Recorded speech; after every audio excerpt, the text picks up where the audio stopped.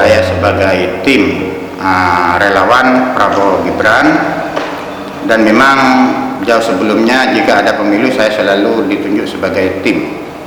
Pas kebetulan saya di Desa Banyotes ini sama masyarakat dijadikan sebagai tokoh. Akhirnya saya awalnya saya duduk-duduk sama teman di warung. Setelah beberapa menit kemudian ada suara tembakan dari belakang. Jadi saya tidak merasa kalau saya yang ditembak. Setelah itu juga ada bunyi suara tembakan lagi kedua kalinya. Saya juga masih belum merasa bahwa saya ditembak. Setelah itu teman saya yang memberitahu bahwa saya ditembak. Akhirnya saya minta dibawa ke rumah sakit, ke Puskesmas Banyotes. Akhirnya dari Puskesmas Banyotes saya dirujuk ke Bangkalan, di Bangkalan juga dirujuk ke Dr. Sutomo. Seperti itu kronologis penembakan.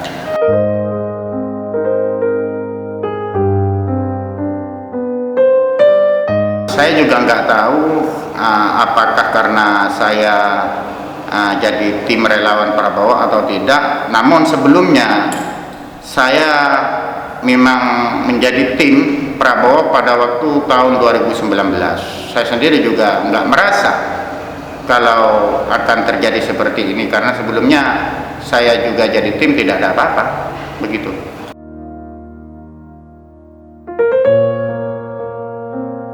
Ya, alhamdulillah saya juga merasa senang dan puas atas tertangkapnya para pelaku penembakan terhadap diri saya, dan saya ucapkan banyak terima kasih kepada khususnya kepada aparat kepolisian yang berusaha keras untuk mengungkap kasus penembakan ini, sehingga alhamdulillah terungkap ada 5 pelaku penembakan terhadap diri saya yang sudah ditangkap dan sekarang sudah diadili di pengadilan Sampang Negeri.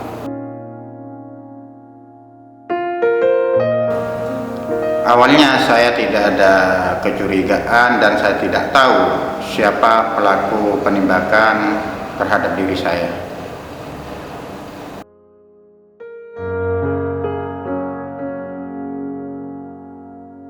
Sebagian kenal dan juga sebagian tidak kenal. Hanya 3 orang yang saya kenal, yang 2 orang saya tidak kenal.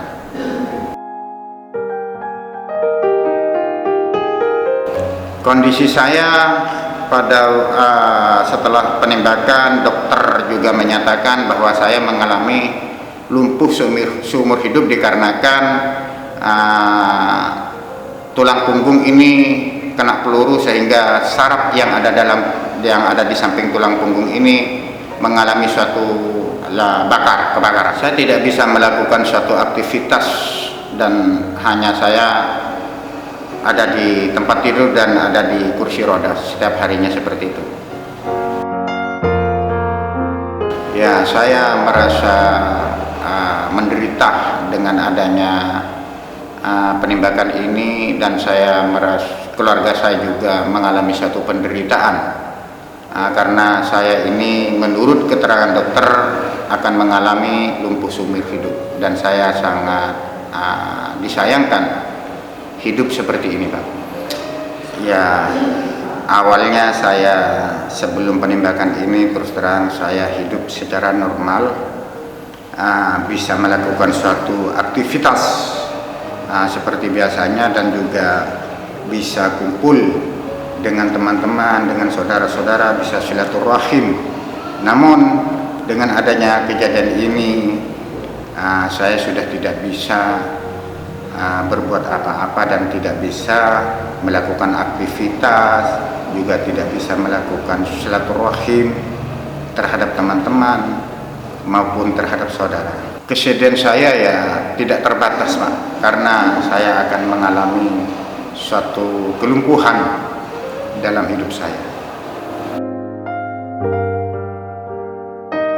Saya hanya ingin suatu keadilan dari pengadilan negeri maupun dari jaksa penuntut umum, supaya jaksa penuntut umum bisa memperhatikan kondisi saya yang seperti ini, juga memperhatikan penderitaan saya beserta penderitaan putra-putri saya. Ya, keluarga ini ya sangat menderita, lahir maupun batin. Nah, terutama anak saya selalu menangis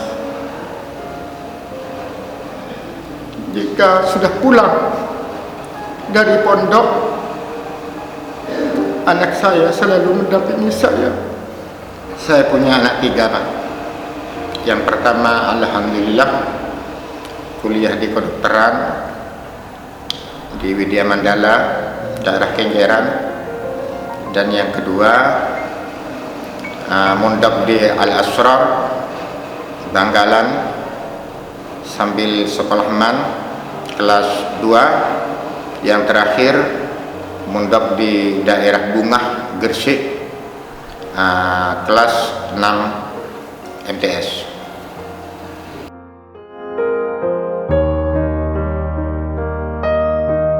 Alhamdulillah, untuk sementara ini mereka masih melanjutkan sekolah.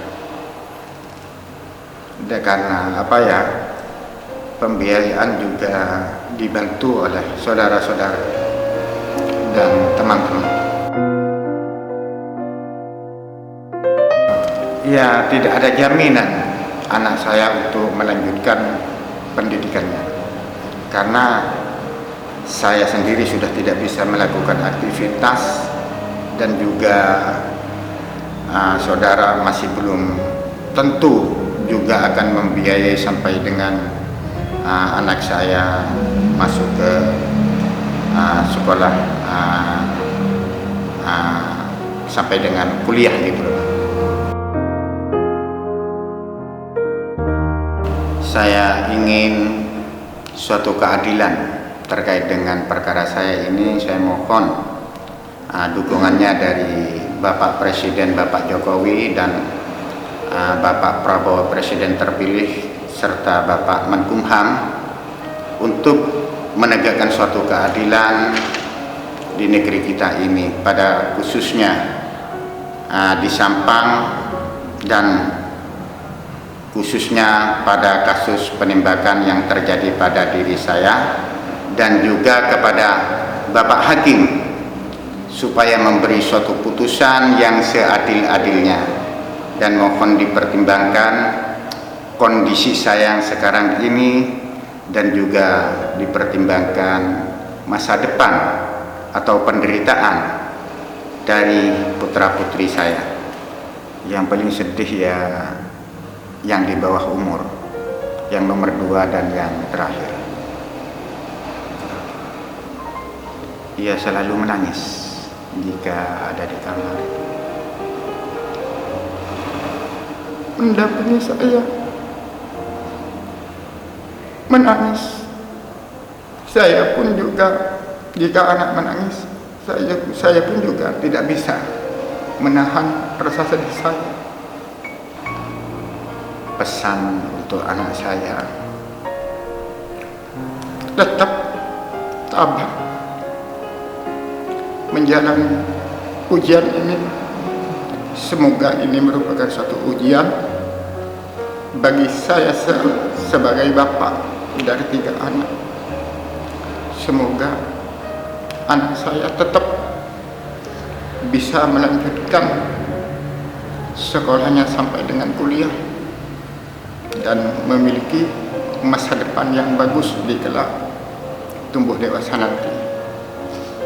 Dan selalu berdoa kepada Allah, karena Allah sebagai penentu kita sebagai manusia hidup. Nah, saya juga berpesan kepada teman-teman tim relawan agar satu, memberi dukungan untuk menegakkan suatu keadilan, dan juga situasi ini kita bikin damai. Jangan sampai ada suatu keributan. Biarlah hukum tetap berjalan sesuai dengan negara kita, negara republik yang berdasarkan dengan hukum. Semoga mas muarah sehat, selamat, panjang umur, berkah dunia akhirat. Amin ya rabbal alamin. Al-Fatihah. A'udzubillahi minasyaitonir rajim. Iya,